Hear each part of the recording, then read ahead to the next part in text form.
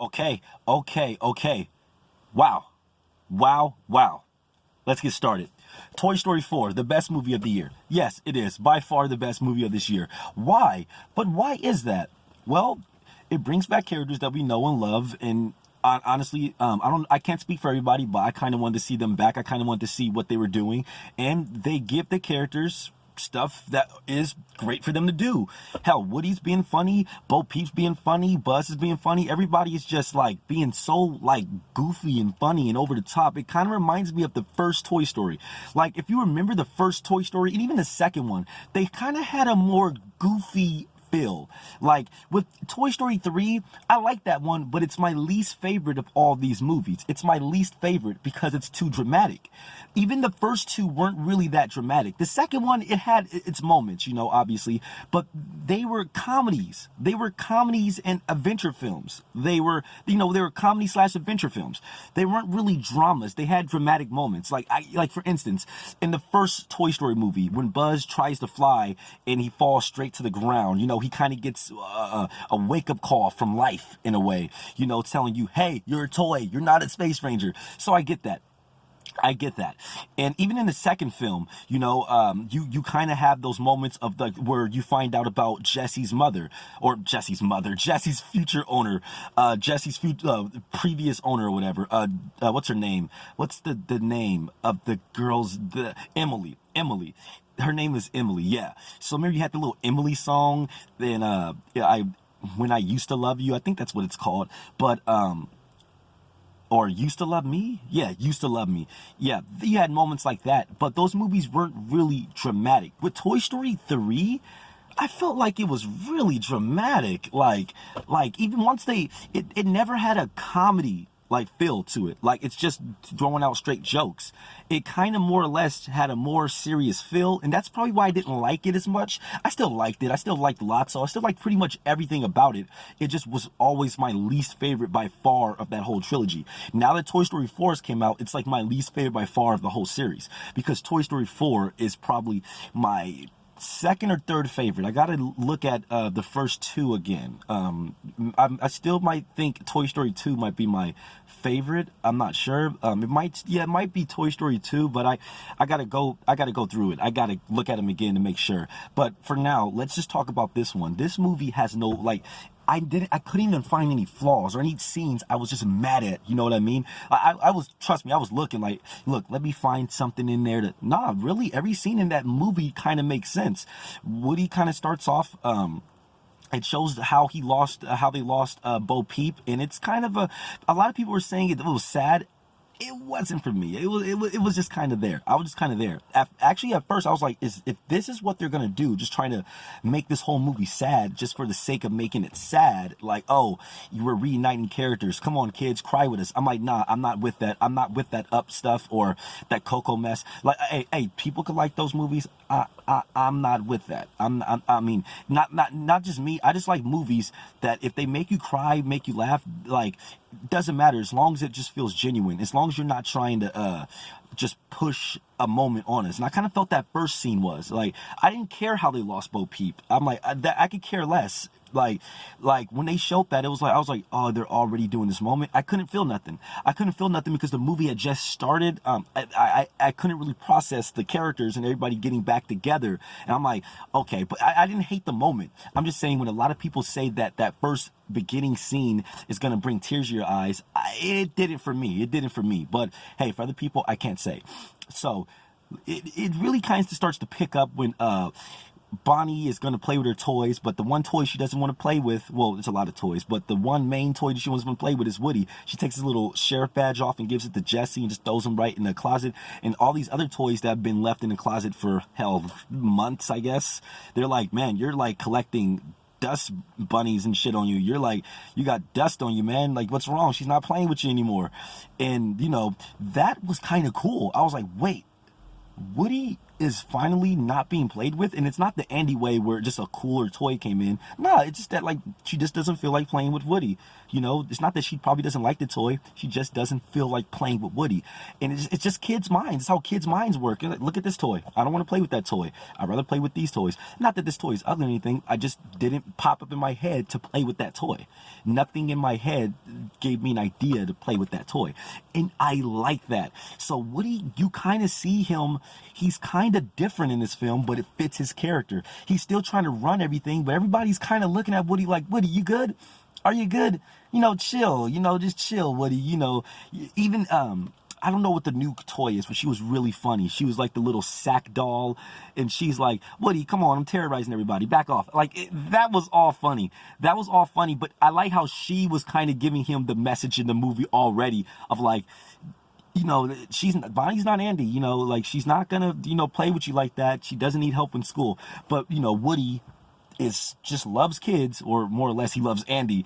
And he really just wants to, like, have that satisfaction of making a kid happy, even if it's not even directly coming from him. So what happens? Follows her directly to school. Okay, she doesn't follow her. He just gets into her, like, backpack or whatever, but whatever. He follows her to school, and when she's in class, she's not really getting any friends. Nobody's playing with Bonnie. So Woody throws some trash on her desk, and she makes Forky out of the trash. Forky comes to life because that's how Toy Story movies work. You put two things together and just attach them, they come to life. And he just thinks he's trash. You know, he comes out of trash. So he's kind of the metaphor of the movie, like, hey, you know, nobody's trash. We're all worth something, and life is always worth living on. You know, that's pretty much the message of the movie and whatnot. And it kind of speaks to Woody for him not being played with. It's like, maybe you're not that toy anymore. Maybe you should just help people get toys. And that was kind of the message of the movie in a way. I liked how they displayed that. So they go on a little road trip for Bonnie because she did her first day in kindergarten. I don't know. They literally just sound like they're just like, you know, Bonnie, it's a road trip, you know, first day in kindergarten. You want a road trip? I'm like, oh, you get a road trip for going to your first day of school, whatever. Nah, but it's funny. But as they go on the road trip, Forky is trying to throw himself away. And it is usually, that little sequence is okay. It's like a little, like, bit of a slapstick or whatnot. It really kicks off once he finally throws himself away, like he succeeds in throwing himself away, and Woody has to go after him. And that's when the adventure starts. And that's when the movie really starts operating at like a 10 out of 10. I don't even use ratings, but if I'm like, it starts operating at that level because the conversations they have are the conversations that people want to hear. We want to hear how Woody feels after Andy, if he's still worried about Andy, and if he still feels like he has to be that toy, you know, the toy of the house, you know, the family toy. And that's what's great, because he kind of feels like trash. He feels like, man, it feels like I'm not even wanted anymore. So the dialogue between him and Forky, like, they really kind of have a little thing in common and kind of play off of each other. And for some reason that works. I thought Forky was going to be annoying. I was like, oh great, they're gonna have a little Fork in here, and he's going to be this little character that they want everybody to feel sad for. Nah, not really. Forky's kind of just like, he's kind of the metaphor, but in a comedic way, and I like that. They get to this little store. He sees Bo Peep's lamp in there, so he wants to go around and look for Bo Peep. Woody does. So once he does, he finds a crazy toy named Gabby Gabby who wants his voice box because she was born without one. And boom, you have a villain, like, you know, all the Toy Story movies do. You know, you have a villain, and the villain does have a backstory. But one thing I liked about this movie is that I think this movie had the best villain. Next to Sid, the little kid from the first movie, this had the best toy villain. And here's why. We immediately assumed this Gabby Gabby was the villain, like, as soon as we saw her. While with Lotso and Stinky Pete, we assumed that they were the good guys. Well, I personally knew Lotso was the villain for just the way his southern accent came across. I was like, nah, this guy's running this place.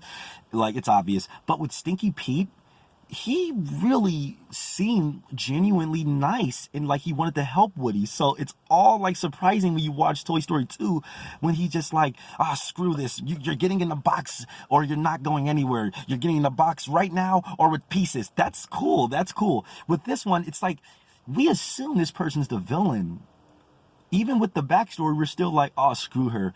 You know, you're just the villain. Then we find out, like in the movie, I'm not going to give anything away, that like, you question yourself like, man, is she really the villain? Who is the villain? Is this movie even have villains? Nah, it just has antagonists. People who like just pretty much impede the protagonist's progress. That's what we really have in this movie. And that's what I kind of wanted to see from Toy Story. Like, Sid was a villain, but he wasn't like he wasn't like an evil kid. He was just a little kid. He was just obviously a little kid. With Stinky Pete, he was obviously a villain. He was, when it got revealed, he was a villain, and he was pretty much trying to kill Woody. Same thing with Lotso and the others. You know, Lotso and his gang were villains from the start. And that's one of the reasons why I didn't like Toy Story 3 that much. I felt like Lotso was very obvious, and like, the way it was kind of cliche how they stopped them, like, hey, everybody, Lotso doesn't care about you. But forget about that. In this movie, the way they solve the problem with the villain, like the solutions to everything, is actually like you're gonna cry when you see the moment what happens. It's like, because, and I like moments like that in a movie where I cry for something like that, for a character like that, not just for like the main character or because somebody's parent died or something like that, but because you just agree with what just went on. Like, you're just like, you're so in tune with these characters that everything that happens, you're like, oh my gosh, oh, this movie is amazing, like strictly amazing. And I didn't even talk about Bo Peep.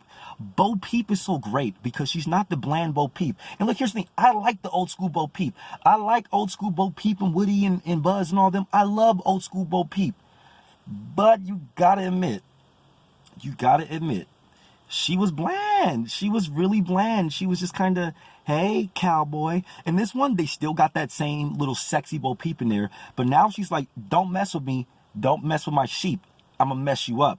I like that. Yes, be like that, Bo Peep. She's badass. Like, they make her badass, but it's not like trying to force this, like, a feminism or anything on you, badass, which, like, you know, like, which a lot of people were probably thinking, let's be honest, a lot of people were probably thinking that before going into the movie, like, oh, yeah, what? She's Bo Peep, and no, this actually fits the character of Bo Peep. She's like, screw humans. She's like, I live my life. I live my life how I want to live it. And that is like amazing how she's like the first toy who does not care about people, like who's not even worried about, oh, people can be anything. And they get on this thing of being a lost toy. She has all these little spots and like stuff on her because she's a lost toy. She's like, some of these kids play rough at the park. So what, one of the kids probably broke her hand off and she just took some tape and like taped it up. And you can see all over her, like other parts of her body, she has tape too. And that's like, yeah, she has wear and tear. She's not that type of toy anymore. She's pretty much worthless. And then when Woody, something happens in the movie that makes him somewhat worthless. But in Toy Story 2, when he rips off his arm or what have you, he's worthless. You know, he can't do anything. In this film, it's like, oh man, you can fix that up, you can fix this up, and you can still live life and be good, bro. You don't need these kids. And you know what? We can make these kids happy in different ways. I like that. If I had a criticism, if anything, and this isn't even a criticism, it's more of a nitpick, I would say, hey, the old school Toy Story characters don't really get as much screen time. And if you're somebody who wants the whole gang back, then, you know, sorry, it's not that movie. It's more of finishing Woody's arc. And I can see how some people will be like, oh man, I want to see Slink. I want to see Slink help out in this plot. I want to see Mr. Potato Head or Mrs. Potato Head or Rex help out in this plot instead of just like Woody, Buzz, Bo Peep, and the new toys. But here's the point. We got new toys. Keanu Reeves is like amazing in this movie because he's so funny, but he's so Keanu Reeves in a role. He's basically this like Duke, like I'm about to say Duke Nukem, like, right? But it's Duke Kaboom, and he's just like this toy that he's like a race car toy. One of those toys you go zzz, zzz, zzz, and they just go. Yeah, he was basically over promoted, and this kid wanted him to be as good as he was in the toy commercial. Since he wasn't, the kid just like apparently just abandons him or throws him away, and that leads to just some funny jokes and stuff. Like he's always, every time it's a moment for him, like a moment for him to shine. It's like I can't Ramon or whatever the kid's name is. It's like, it's so funny. It's so funny. Key and Peele are also funny as toys who are just pissed off at Buzz Lightyear for like literally just being Buzz Lightyear. They're like, man, we've been up there 3 years and we ain't never got bought by no kids. And now you come here 3 seconds, you're taking our spot. It's hilarious because they all have to work together. And when they all start to work together to get back Forky, it's operating at like a 10. It's cool. They're just sneaking around through the little drift shop, or yeah, it's like a little drift store, you know, an antique shop. An antique shop, I love the decoration of the shop. I love the colors that they use in it. You don't have to be all yellow, pink, and red and all these bright colors to be beautiful. You can still have some dark and gray colors and still make something look somehow beautiful. The dummies were really creepy. This movie is clean. It is so great. So is it dope or whack? Yeah, it's easily dope. It is easily dope. It is, oh my gosh. It's my favorite movie of the year. Like, I've seen it already like twice or 3 times already. And you know, I might go see it again in theaters because it's that good. It's one of those type of movies that are really just like, it really just hits. Like, it freaking hits. Like once it gets on its, at first you'll probably walk in thinking like, what are they doing right now? What's going on? Once they get to like Forky and everything, zoom, this movie is operating at like a 10 out of 10, and this movie is dope. Go see it. So how would I rank the Toy Story movies right now? I'd probably, right now, I haven't seen the first 2 like in a few years, but I did see the 3rd one in preparation for this movie. So I probably go 2, 1, 4, 3. In that order. And when I say 2, 1, 4, they're way higher than number 3. I don't like number 3. I didn't think it was that sad at the end when Andy gave up his toys or anything like that. It didn't hit me the same way this movie probably hit me. I cried like a few times in this movie, like teared up, like, you know what? That's sad right there. You know, it was sad. Like, I was like, damn, like it's hitting me, man. Like, so yeah, what did you think of Toy Story 4? Did you think it was whack, dope, garbage, great? What did you think? I thought it was dope. I thought it was just like one of the best Toy Story movies, one of the better ones and stuff. I think it's up there with Toy Story 1 and 2, a little bit better than number 3, but hey, that's me. A lot of people like number 3 the best. I personally think it's the worst. So what do you think? Let me know in the comment section below, and if you like what I did today, you know what, like and subscribe. And more reviews are coming. You know, I like this stuff. It's fun. You know, I'm gonna do more of this stuff. Man, Toy Story 4, that's like surprising though. It's surprising when you have all this depth and all these characters, and you're coming back after like nearly 10 years where people say that you ended it correctly, and you're like, no, here's how you end it correctly. Bam. And I'm like, man, you guys can make another one. I want to see a Woody and Bo Peep movie. I want to see a Woody Bo Peep at the carnival. With Key and Peele as the Ducky and Bunny, and Keanu Reeves as Nuke Kaboom, or Duke Kaboom, whatever his name is. Yeah, I love to see that even more than the original Toy Story characters. I don't like them better. Like, they're not as iconic, but shit, I do like them. So yeah, hey, Toy Story 4, hey, dope. What'd you think about it though?